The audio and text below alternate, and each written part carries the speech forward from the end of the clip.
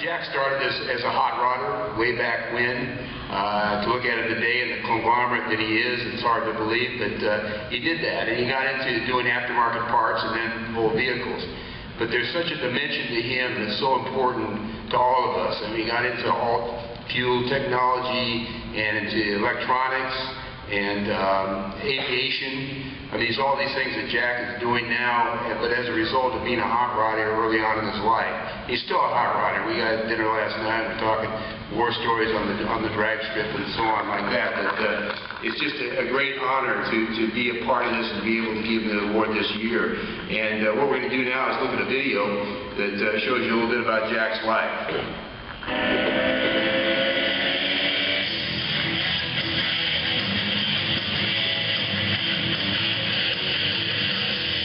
Few people in the automotive industry can match the credentials of Jack Roush.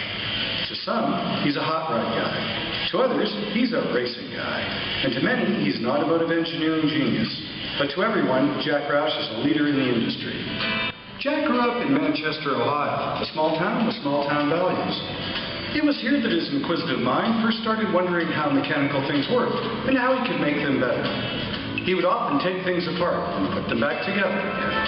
He loved to tinker, especially with the family clocks. This led to other, bigger, more complex items, and eventually, he was working on engines in his father's garage. It was here that dreaming up new ways to increase engine horsepower and improve performance became a lifelong passion for Jack Roush.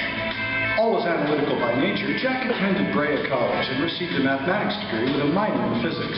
Later, he obtained a master's degree in scientific mathematics from Eastern Michigan University, something he felt he needed in order to move further into the engineering research and development area. It was out of college that he was recruited by Ford in 1964, right around the time the company unveiled a new car called the Mustang. Jack fell in love with the car and the potential it held, a view he still holds to this day.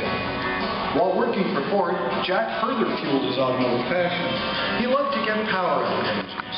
He loved the speed, the noise, and the excitement. Needing an avenue to fulfill these desires, Jack found a group of Ford employees that went drag racing on weekends. They called themselves the Fastbacks. He soon joined. Though he didn't know it at the time, this was the beginning of his motorsports career and the genesis for the parts program currently offered through Roush Performance. The Fastbacks led Jack to a partnership with Wayne Gap. His championships on the drag strips in NHRA, IHRA, and ADRL are among the first of the 42 he's played a role in over the past 4 decades. Jack, ever the inventor, looked at the rules, found opportunities, and turned the drag racing world upside down with the Tijuana Taxi, a 4-door Maverick that routinely whipped the smaller, lighter cars of the day. Drag racing eventually led to road racing. Success follows the Trans Am and IMSA championships, and of course, a record 10 consecutive Daytona 24-hour class wins in 10 attempts. Nobody has come close to matching that record yet.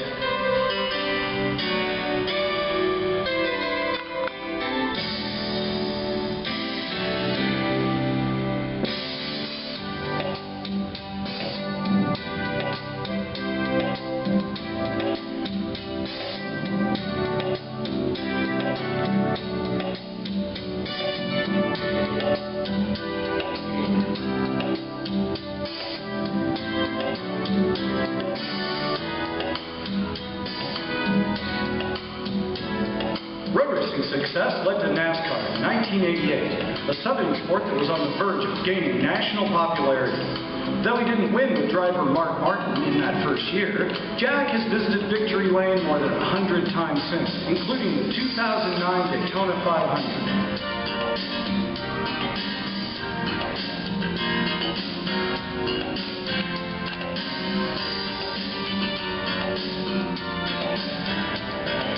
Along the way, motorsports became a career, and a career led to the development of Jack Roush Performance Engineering, the precursor to today's Roush Enterprises, and the multiple divisions of design, consumer products, manufacturing, testing, and so many others. Today, Roush employs nearly 2,000 people in 30 different buildings in the Detroit area alone. The NASCAR team only adds to that total, but throughout the entire company, everyone shares Jack's focus and passion and performance. Whether that's on the street or on the racetrack, the culture is pure hot rod, whatever form it takes. Motorsport was the foundation of today's products. High-performance engines were bred from racers. Parts were tested on the track. Engineering was honed and proven. The automotive prowess that Jack has developed was initially born at the drag strip and matured in road racing through NASCAR. The Roush crate engine program is a combination of racetrack horsepower and automotive eye candy. Street rod legends such as Roy Brizio, Chip Foose, and the Ring brothers all look to Roush for engines to complete their street masterpieces. Many hot rodders and street rodders today incorporate a Roush crate engine to power the car of their dreams. Though Jack is known for many accomplishments in the automotive world, his interest in hot rods isn't something that comes often to people's minds. He began modding up one of the first cars he owned, a 1962 Ford Falcon. Though this original car is long gone, Jack has since rebuilt this car again, but this time it is powered with a Roush 598 engine, putting out more than 1,000 horsepower. Most recently, a 32 Highboy Roadster that Jack created was auctioned off at Barrett Jackson for $220,000. Jack has often said that he has never met a Mustang he didn't like. From the high-performance Roush Mustangs that roam the streets to the World War II Mustangs he pilots, the pony has long been a guiding force in his life. Jack Roush has the heart of a hot rodder, the competitiveness of a racer, and motor oil running through his veins.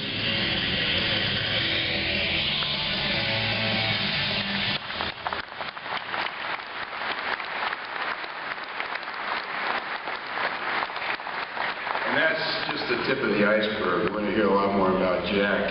It's such a thrill for us at Robert Petersen Lifetime Achievement Award Committee to honor this true icon of our industry. Jack, come on up.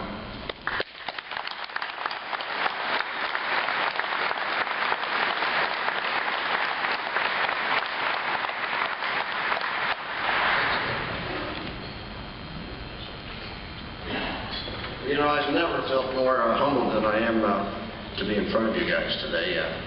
It's a great honor to be added to the list of recipients of this Petersen Award.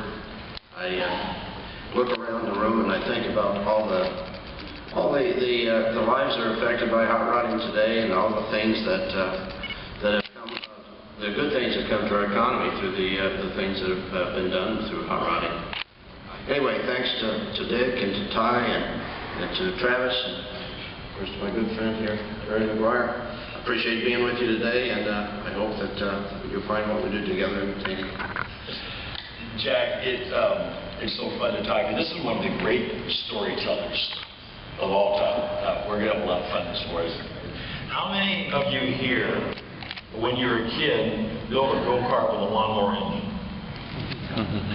Well, so did I. But I guarantee you that no matter how good of a go-kart you build with a lawnmower engine, you can't match Jack's story. Tell us about your experience building your go-kart. Well, I had an uncle that had set aside a real-type four-cycle upright standing engine lawnmower, and he put that aside, and I asked him if I could have the engine off. He said yes. I had an American flying bicycle with about 7.5 or 8 inch diameter wheels on one of the big American flying bicycles, and I reasoned that I could put it together. I asked my dad, who was really busy, if he could help me, and he said he didn't have the time, and he was farming, and he had 2 or 3 businesses going that he was struggling with. He said he didn't have the time, he says he didn't have a transmission. So I went down to the hardware store, and I bought a pulley. I reasoned that I needed a pulley as large as the wheel, so I had a tandem-looking wheel arrangement on the left side, which is half tire and half pulley, and then a real small pulley for the engine, and then bolted the engine down on one corner and used a rope and a lever to be able to tighten the belt up. He was 11 years old when he was doing this, okay? Faster than any of the kids on bicycles in town. There was 1 or 2 dogs that could stick with me for a short period of time. Great times. Amazing.